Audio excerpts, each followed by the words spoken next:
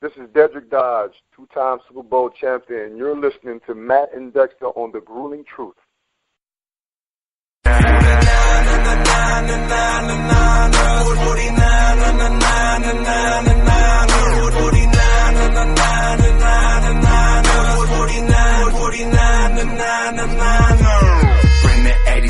Welcome, everybody, to the 49ers Weekly Show on the Grueling Truth Radio Network. My name is Matt Andruscavage, and I'd like to welcome in my co-host, former 49ers running back, Super Bowl 29 champion, Dexter Carter.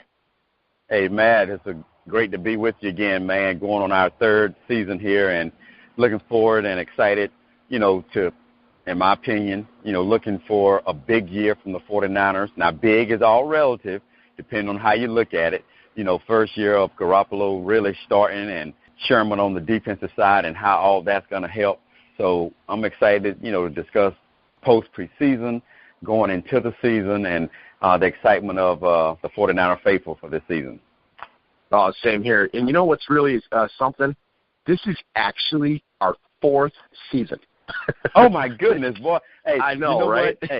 Hey, Matt, you know what? Hey, those are the moments that I don't know if you credit or blame on, being 12 days away from 51 years old and it being something that just happens in age, or maybe some of the, just the life of playing football from 7 years old all the way up to, the age of 30. So I should have known that. That's a big, big feat. That's a year in addition to what I thought. So going into our fourth year, man, that is huge, and it's been a pleasure working with you, the friendship we've developed, and we're finally, going to be able to get to a game together this year, with the 49ers, me coming out to, California, us meeting out there and being able to, do a show there. So I'm excited about it, man. So 4 years with you, man, 4 years has been a pleasure with you. Same here. I feel the exact same way. I just look at it as simply as time flies when you're having fun. And sometimes Absolutely. You don't even realize how much time has gone by. Absolutely. And one thing that, I feel good about, anytime you're bringing content, to our fans, you hope that they appreciate it, like it, and it seems to me, and the numbers over the years have really increased. So I hope that's telling me what I think, that they like the content that we bring, the expertise in which we share. So that kind of excites me, too, going into this fourth year. Well, I, too, want to thank everybody that listens. I can tell you that our numbers have gone up a lot every year, and especially this year. I mean, our preseason numbers vastly exceeded last year's regular season numbers. And you know what? It's just a credit to the 49er fan base. There's a lot of different podcasts out there. There's lots of things that people can listen to, and I happen to know that there's a number of people that listen to a lot of them. And so it's pretty cool to be in that group, to be one of those choices that fans can listen to. And we strive to talk about, give insights on the 49ers, but it's really great to, Dexter, you kind of make the show because you're able to give it a perspective that I can't give. You're a former player, you're a former coach, and I think people really want to hear that. And so it's really nice to be able to provide that for people. Yeah, and I appreciate the fans. I want to say thank you because, one, as a former player, I appreciate the fact that you're even interested in hearing my opinions and what I think, of our, great 49er teams over the last 4 years. So you guys listening, trust me, I don't take it for granted. I appreciate it, and I hope you continue to listen, and I hope I can continue to give you some type of interesting things that have relevance to the game that you're watching. So I appreciate it. Continue to listen to us, and we'll continue to bring you the best that we have. Definitely. So, now we are done with the practice, which is preseason. Preseason football is one of those things we can easily get caught up in. We're just excited to have football back, and so we can get caught up in the final results of preseason and what's going on in preseason. But it's funny, once that last preseason game is done, everybody forgets about it, as they should, and we immediately move into the regular season. So just a couple of things, a couple of thoughts from the last two preseason games. The Niners finished 1-3. They were pretty much all close games. They could have won all four. They could have lost all four, really. But it was really nice to see a couple of standouts, guys that step up. And that was the two guys that really stood out to me were wide receiver Richie James and defensive tackle Julian Taylor. Both guys, 7th-round picks. And what's really awesome about this draft class, the last 2 seasons, is I believe the number is 16 of 19 guys that were drafted in the last 2 seasons by John Lynch, Martin Mayhew, Kyle Shanahan, that regime. 16 of 19 are on the 53. That's a really, really good number. That means that the guys that they're drafting are fitting into what they want to do, and they're not having to cut a bunch of draft picks like some other teams do. Absolutely, and that's a great point that you're making because and I'm going to try to hit on these 2 points you said. The first one is the preseason. Is it important? Absolutely, because it gives these 7th-round guys an opportunity to earn their way onto this team. That's why, you know what, the only ones that are pretty much etched in stone are first-round picks, just being honest about it. Maybe some second, third-round picks. But the 7th-round picks, it gives them an opportunity. And when you look at the 49ers going 1-3, once the preseason is over, all of that is thrown out the window. But whether you're 4-0, 2-2, 1-3, 3-1, it doesn't matter at this point. But what matters to me at this point is not that we went 1-3, but the fact that we could have won all of those games. And the most important last 2 games, we could have won those games. But it put us in a position that I think if we're in that position during the season, we have an opportunity to win because we got the talent in the right places. We got the leader in the right position. We got the coaches and the 2 most important guys in the front office from a talent evaluation perspective, Martin Mayhew and, Lynch. What they've done, like you said, over the last few years has been incredible. They got a great team that understands talent, not just first-round talent, but talent evaluation over the entire scope of college football and understanding who's available when we have an opportunity to draft. That's just being thorough in your studies of these players because, man, to have 2 guys, 7th round, make your team, that just means that you got guys who understand how to evaluate. Now, then when you bring those guys in during the preseason and the summer, that means how am I going to develop these guys? And they've got the right coaches in there to develop this talent because you just don't make an NFL team. You just don't make a team because they like you. You make the team because you earned your way onto it. And so I'm excited for those 2 guys but because of the flight that they've had. But I'm excited for this team. Now we're going to talk about it more later. I'm devastated, not because it's going to destroy the season, but I'm devastated because, man, I was so excited, to see McKinnon, get in there and just do his thing for that offense. But I like his optimism. I like he's keeping his chin up. He's going to be the biggest fan, for the 49ers this year, he said. So the future is still bright. Another thing that we'll touch on, I'm sure, is we've got some guys at that running back position that really should fit in and still plug into the area in which Kyle Shanahan plugs them into to make this offense go. So there's still a vast amount of excitement, in 49er faithful. Right. So, the thing is they were able to they picked up Alfred Morris because Joe Williams, last year's 4th-round pick, was struggling. Alfred Morris, he was on the Redskins when Kyle Shanahan was there and was very productive. Both him and Garcon, when they were with the Redskins, were very productive under Kyle Shanahan. And so he was able to show what he could do against the Colts and the Chargers, and it really earned him a roster spot. And, thank God that they got him because now with Jerick McKinnon's injury on the last play of the last practice, the poor guy, that's just brutal. But the Niners are going to be okay. The running game was never going to be the absolute strength of the offense, at least this year.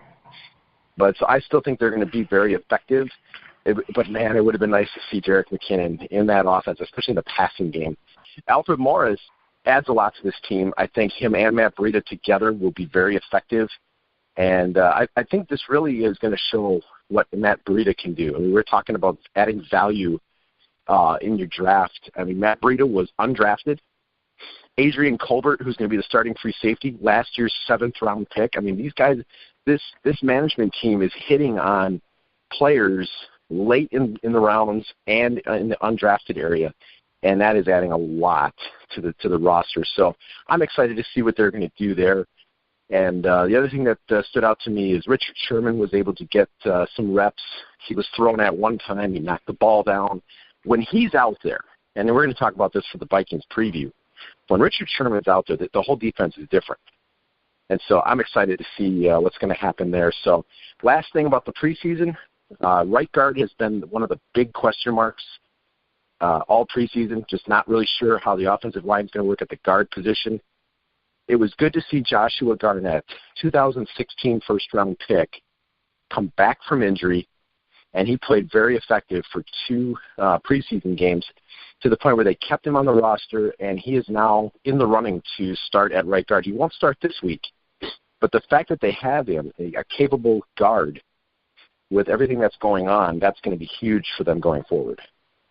Absolutely, and whether he starts or not, creating and developing that depth is more important than anything, because, one, we got to keep Garoppolo upright, and you do that because you got linemen that, one, work great as a team, but can be either interchangeable or you have depth at each position. So the 49ers look like that's what they have. And, again, we've said it a few times this show. It all comes from, one, developing that talent after you evaluate it and bring it in. And, now that the young man is back from injury, these last 2 preseason games he played extremely well, and he's earned and won his way onto this team. So he'll have an impact one way or the other, whether he starts or not. Definitely.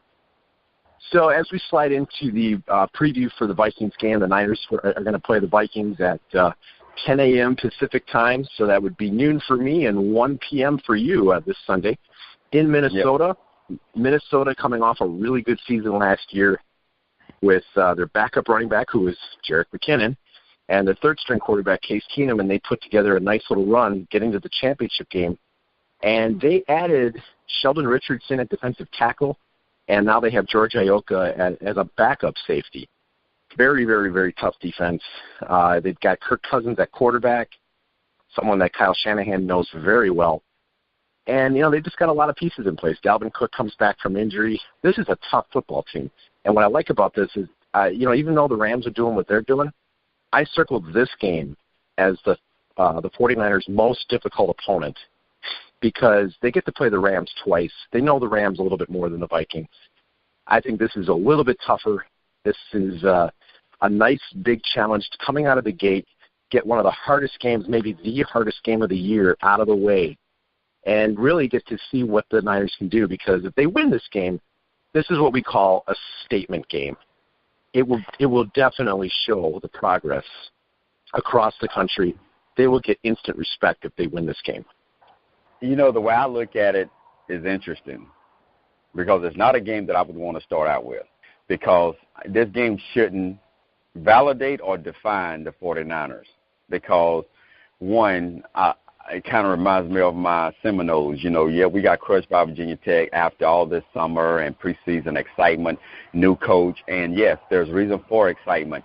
But the offensive line was suspect with the Seminoles, so that didn't change. In order to improve that offensive line, you got to go through 2 and 3 years of recruiting great guys, the way this front office is doing for the 49ers, before you start seeing the remnants of, or not remnants, but the results of what you brought in. Well, I'm kind of tapering back, letting the results of this game determine where the 49ers can go, because you're going up against, as you said, a quarterback that Kyle Shanahan is very, very aware of, whom he really, really, really liked and really, really, really wanted.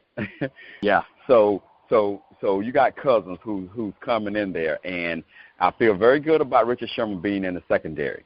I feel very good about the thought that he can shut down one side. But if Sherman is our best corner, who is he going to be on? He's going to be on Diggs. Can he really shut Diggs down?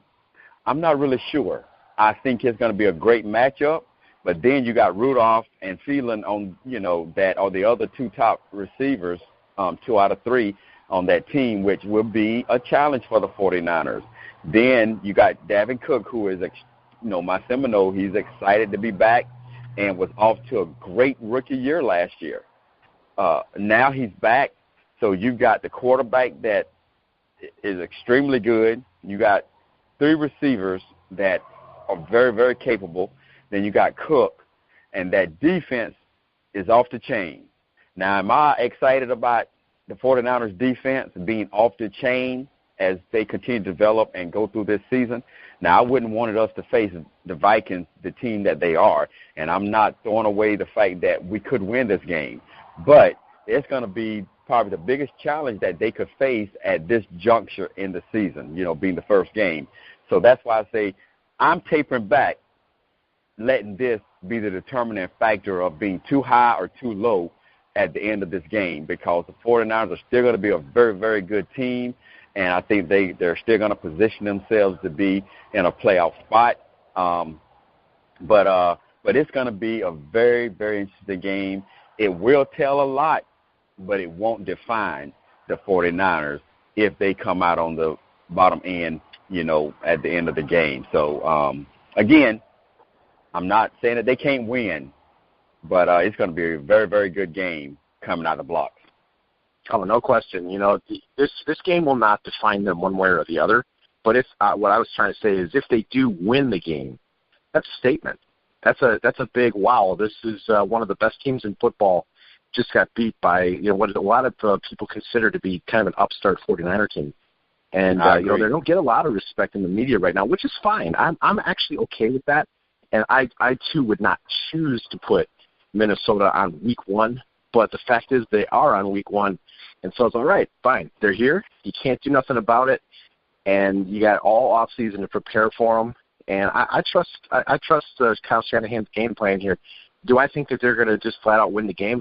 Probably not. I'm going to go out on that limb as well. I think it's going to be a really, really hard game to win. You got Reuben Foster suspended for 2 games. Thank God it's only 2 games.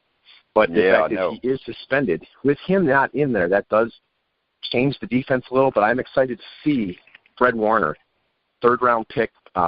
He's going to start at middle linebacker on Sunday. He looks ready to go. And when Foster is back, the 2 of them together, and then you got Malcolm Smith, that's a pretty good linebacking core. So I'm excited to see that. They're going to need everything Fred Warner's got to make sure that Dalvin Cook doesn't beat him, and you got to force Cousins into 3rd and long a lot and get a lot of pressure on him. It's going to be tough, but I'm very excited to see what they can do. So I guess to kind of break this down, let's talk about when the 49ers have the ball. How do you see this game shaking out? For me, I see them trying to get some running game going early, and because Kyle Shanahan loves the play action. Anything he can do to get that play action going, he's going to try to do that. George Kittle's healthy. They've got Matt Breida in the passing game. There's so many receivers, plus fullback Kyle Juszczyk. I definitely see if the Niners are going to win, it's going to probably be because Jimmy Garoppolo was able to get that passing game going. Oh, yeah, the passing game would definitely be the focal point. We can win being 70-30 pass versus run. We will not be the 70-30 run versus the pass. So I know Garoppolo is going to come out. He's going to sling it, and we do have the guys out there in those skill positions in the backfield and at the receiver spot to catch those balls. We just got to depend on Garoppolo being accurate, smart, which I don't see him not being those 2 things, and extremely accurate. We got 2 quarterbacks that really have the same traits, so it's not a surprise that Kyle Shanahan likes those two guys, probably out of any two guys. Nothing against Matt Ryan at Atlanta, because he did well for Kyle Shanahan. But these two guys are two of his top favorites. So the accuracy, the intelligence, and just being smart, that's why I think, one, we're going to throw the heck out of that ball. And I believe we're going to be successful. So I think we'll be more successful, which may be a surprise based on what I said earlier, because I talked about Cousins and the Diggs and Rudolph, et cetera. But I think we in our passing game can be as or more successful than them. Now, I think Minnesota's running game is going to be better than ours. Nothing against our two top guys, but It's going to be. But I think I would like to see Kyle be as balanced as he can. To me, that 60-40, 60 pass, 60 passing, I'd be happy with that because you got to have. You mentioned this earlier. He does so much play action. You've got to, whether you're successful on running the ball or not, you got to run the ball. So I'm excited about the offense, but I'm excited about it. But that defense, especially that defensive line for Minnesota, is very good. So our offensive line has got to rise up, play up to the level in which we're excited about after the preseason. So they've got to be on the ball the entire game in order to be successful pass run that the 49ers want to do. But at the end of the day, it's going to come down to Garoppolo. If Garoppolo can stay upright, he will be accurate, and those receivers will catch the ball. Now, the biggest challenge in the secondary is going to be, I've done it 3 times. Please don't get mad at me. But I brought up the Seminoles.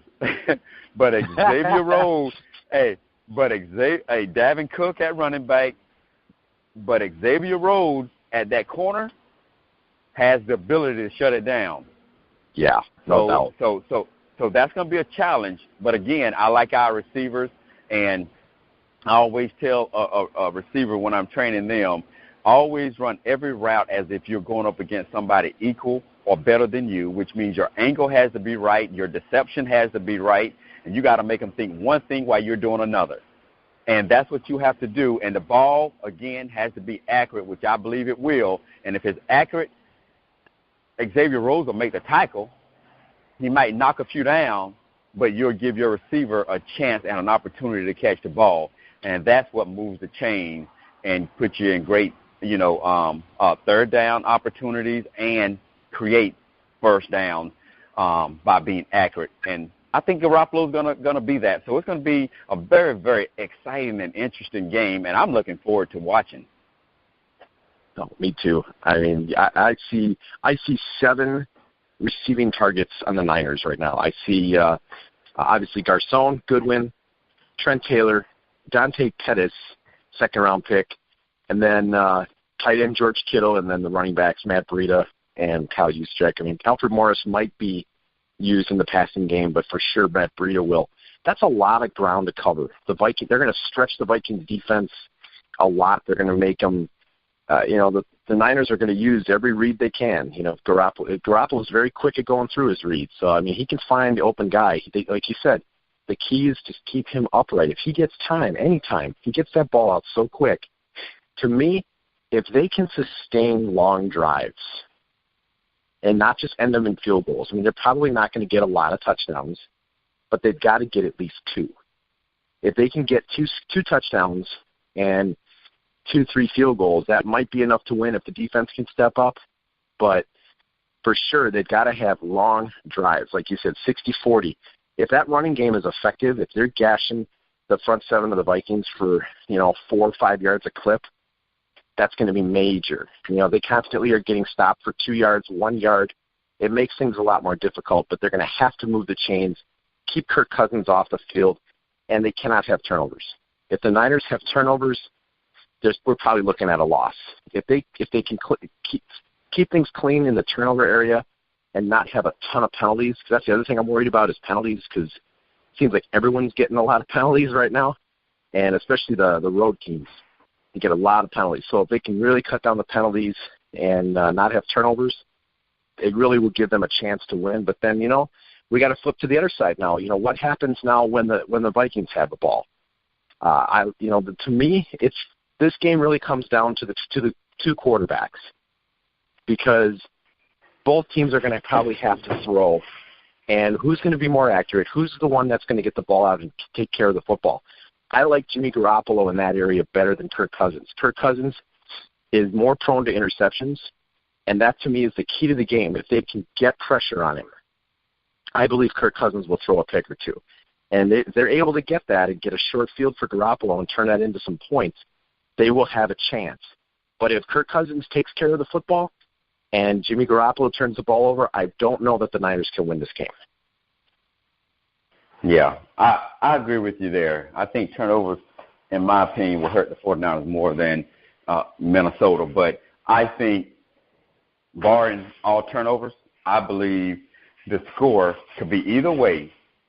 It could be 24-21, 24-17, because I know Minnesota's defense is going to show up, but I do think the 49ers are capable of scoring 24 points. So we'll see which way it goes, but it will be based on turnovers, field position, and taking advantage of big plays. So, again, it could be either side taking advantage of that opportunity and scoring 24 points. I just think the defense is going to be too good, to score 28 points and above. I'll be very, very shocked if either team scores that many, but 24 points is a lot of points, So it's going to be interesting, and again, just another reason for the 49ers faithful to be excited, because we won first game and being able to have, in my opinion, it will be a shootout if it's 24-17, 24-21 in that area. Yeah, I think that's my magic number too. I think the Niners can get to 23 or 24 points. They'll have a chance to win this game, because I think the defense could hold them somewhere between 17 and 21 points. So, but again, it's going to take a pretty big effort. The Niners cannot turn the ball over. I don't even think they can afford to turn it over one time. They're going to have to get at least one turnover from the Vikings to keep Cousins from extending drives and getting into the end zone. If they can do that, they will have a chance to win this game. This is going to be a difficult game, but it's going to tell us a lot of things. It's going to show the depth of this team, because there's some guys that are out. It's going to show really how far this team has come in a year. But like we talked about, it's not going to define your season. If they lose this game, they will be able to brush this off and move on. I mean, it's not, you don't want to take a loss, but they will learn from it, and it will make them a better team going forward, one way or the other. So hopefully they can get turnovers. I want to see a pass rush. The Vikings, this is another advantage where the Niners have right now, is the Vikings have injuries on that offensive line. 3 guys have been hurt. I don't know exactly who's going to play. The injury report hasn't been totally clear, but they are definitely banged up on that line. If Solomon Thomas, DeForest Buckner, and hopefully Eric Armstead can get pressure on Cousins, I think that's going to go a long way in determining who wins this game. Absolutely. And I think, and I go out on the limb, because I think it's such, I know I've raved about Minnesota's defense, et cetera, but I think it's going to be a close game. And just like any other close game, I think it's going to come down to turnovers and special teams. Who is going to make the play in special teams? That tackle, that, creating turnovers. So I don't know much about either one of them on special teams, but I know, being where they are, they have talent. But the execution of it is going to be interesting to see which team is going to be more successful in that third and most important area, of a team, special teams. So we'll see.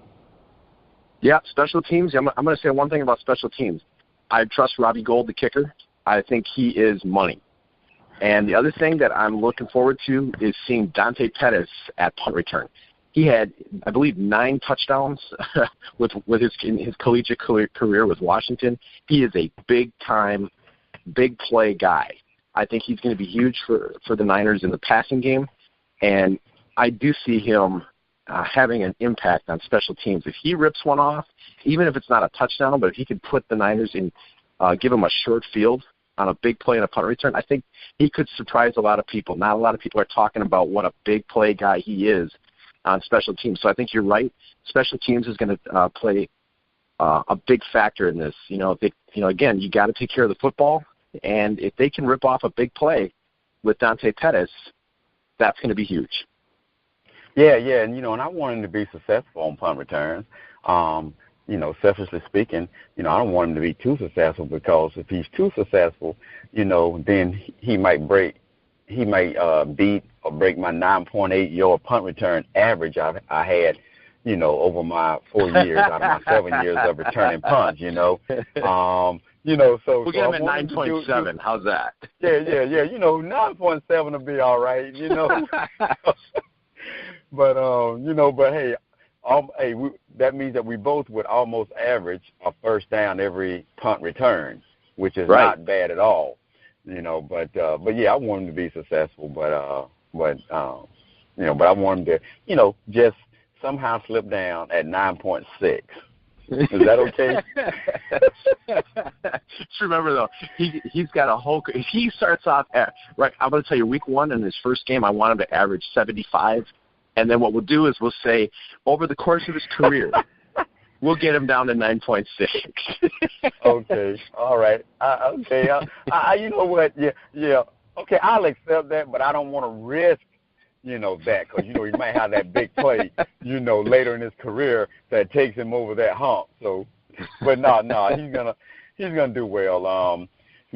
We all know how important field position is, and the importance of punt returns more than kick returns now, because kick return is changing so much just based on where the ball is, where it's being kicked, and all that. But punts are so very important, because that's not going to change. We're still going to punt the ball in the NFL, and returners got to make decisions on when to catch it, how to catch it, when to fair catch it, and making guys miss. It's a daredevil of a position to play, and if you're good at it, everybody can't be a Devin Hester, or the big time running punt returner from the Redskins over the years.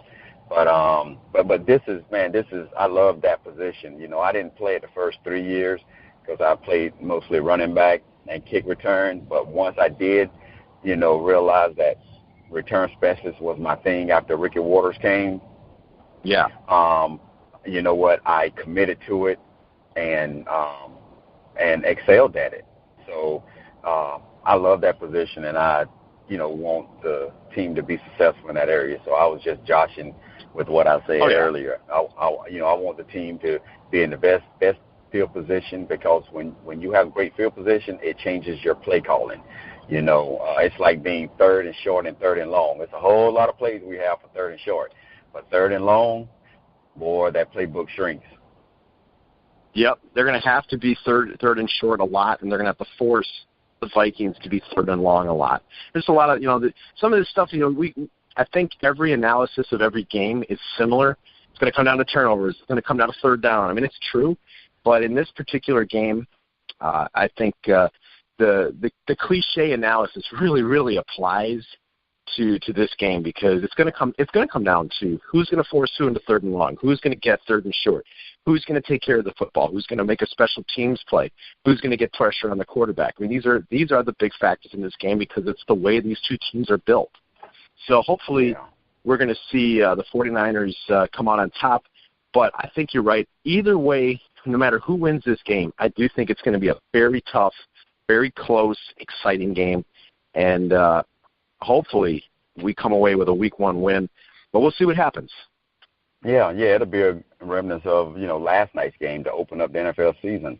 I mean, it comes down to Matt Ryan didn't protect the ball as well, as Foley did.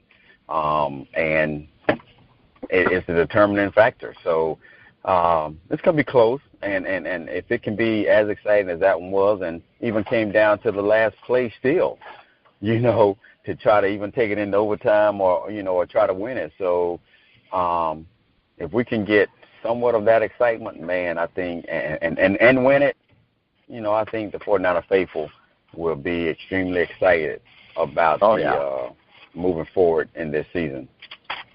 Yeah, I mean, I think we're all kind of pulling for I think we all want to see Robbie Gould line up to win the game. If they're down 2 or it's tied or something like that, that would be my dream scenario. The game is tied, Garoppolo leads them down, and Robbie Gould kicks the game-winning field goal. I think that would just be tremendous. But either way, what happens, I think we're going to see a really good game on all 3 phases of the game, defense, offense, special teams, and we're going to see how far they've come. The thing is, that, regardless of the result, it's going to be a testament to what this regime has done, because going into last year, I don't even think they'd have been competitive in this game because the roster was so new. Week 1 coming out of the gates, that would have been really, really tough. They had Brian Hoyer. They didn't have Jimmy Garoppolo. They wouldn't even be in a position to be in a game like this on the road against a team that went to the NFC Championship.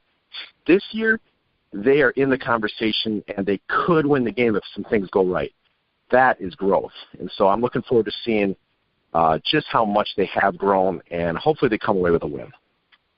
Absolutely. So we'll see what happens come Sunday. I know I'm going to be tuned in. Everyone out there be tuned in, and let's just hope execution, focus, and always commitment and determination is there on the 49ers side, and, have an opportunity at the end of the game to win, and, and then go into week 2. Well, I noticed both of us are not falling for any kind of trap here. No one wants to step out and make a prediction. I think we're both being cautious. Absolutely. You got any final thoughts? No, this is probably the first time in a few years, and especially, in Shanahan's tenure, that brings this type of excitement, finally to have the team positioned with the talent and the preparation and the foresight to legitimately have a chance at the playoffs.